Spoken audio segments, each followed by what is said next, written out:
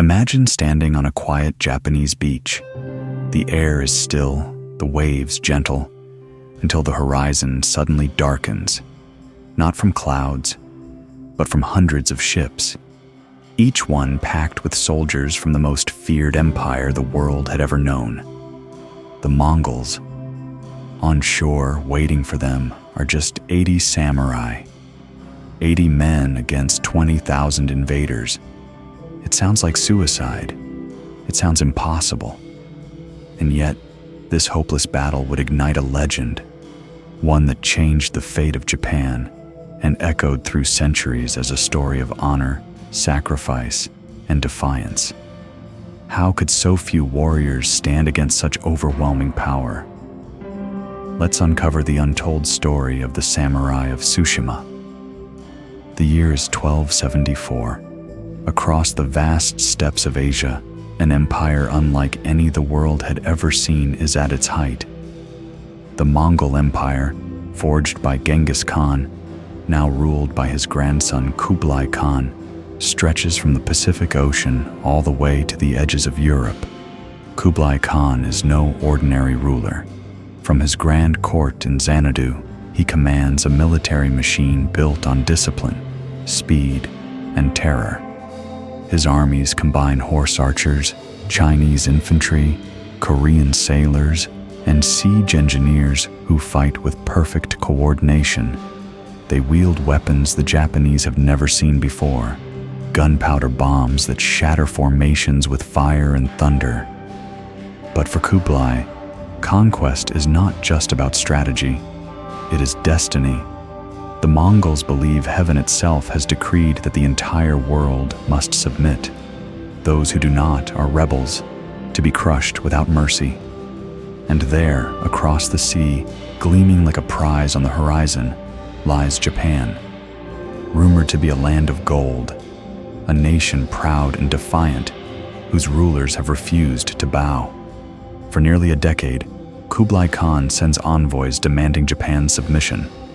Each time, the answer is silence, or worse. Some emissaries are even executed. To the great Khan, this is not only defiance, it is an insult. And so, in the shipyards of southern Korea, he gives his order. A massive fleet will be built. Hundreds of ships, tens of thousands of soldiers. The invasion of Japan has begun. November 4th, 1274.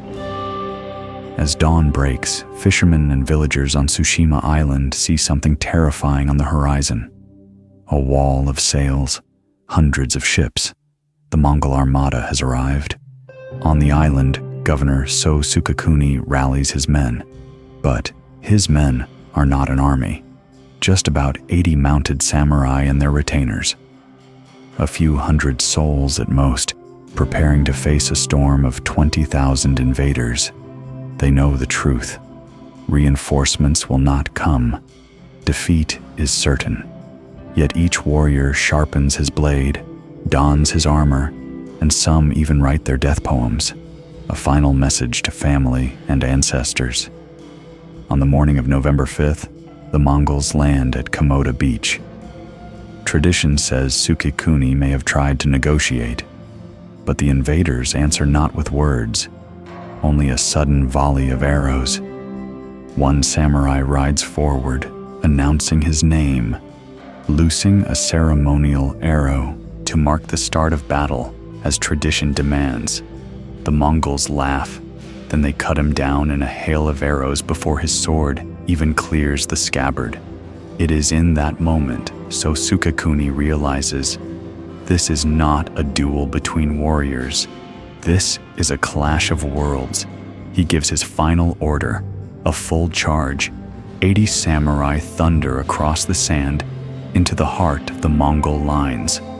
For a brief moment, they carve through the enemy. Their armor shrugs off blows. Their swords slice through the lightly armed infantry, and even a Mongol officer falls beneath their steel.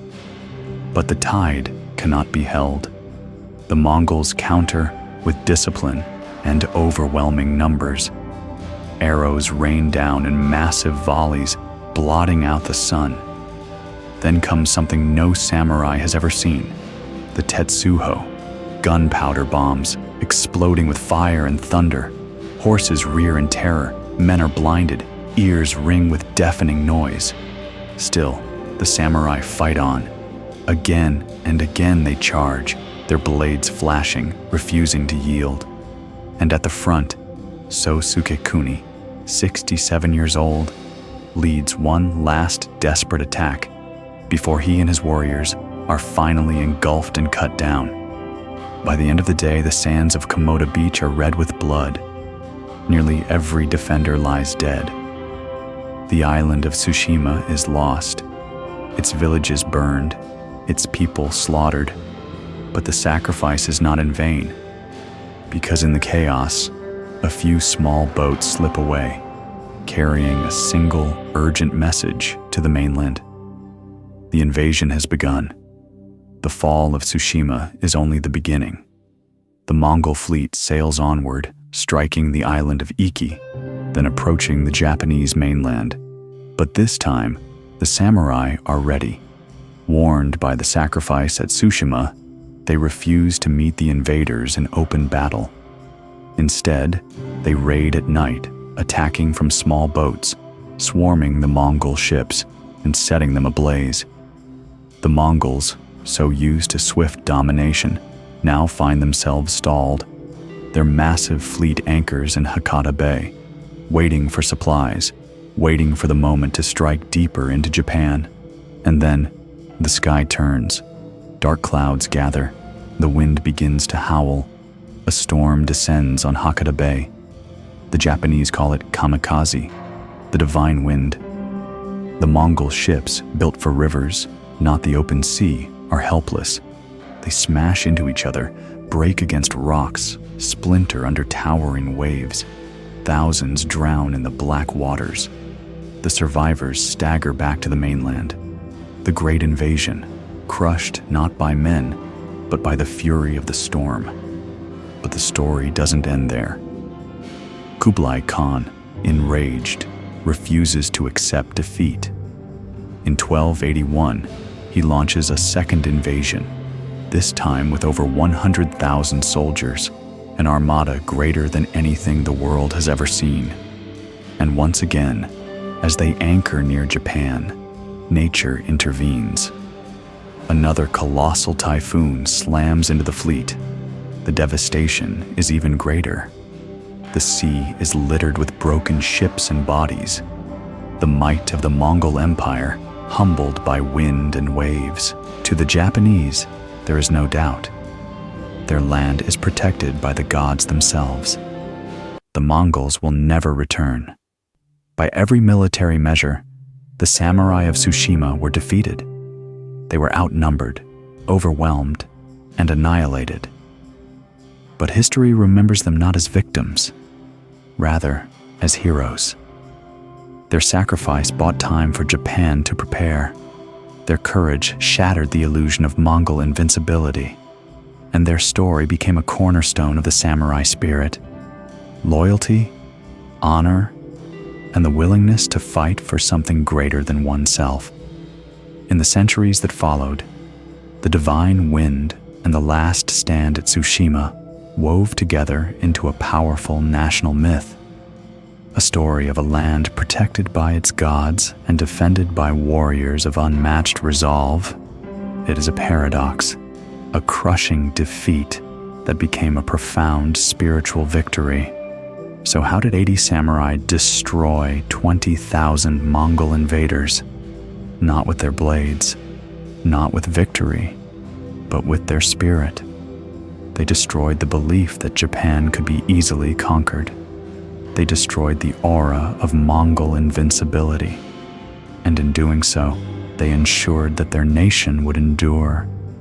Their last stand is more than just history.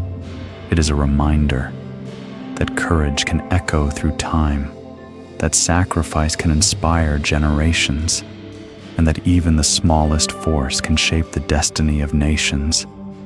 If this story moved you, if you could feel the clash of swords and hear the roar of the divine wind, join us here at History in Motion, Like this video, share it with fellow history lovers, and tell us in the comments, which other forgotten last stands or impossible battles should we bring to life? And don't forget to subscribe and ring the bell so you never miss our next journey into the past. Because history is not just dates and battles, it's courage, it's sacrifice, it's the mysteries that still echo through time.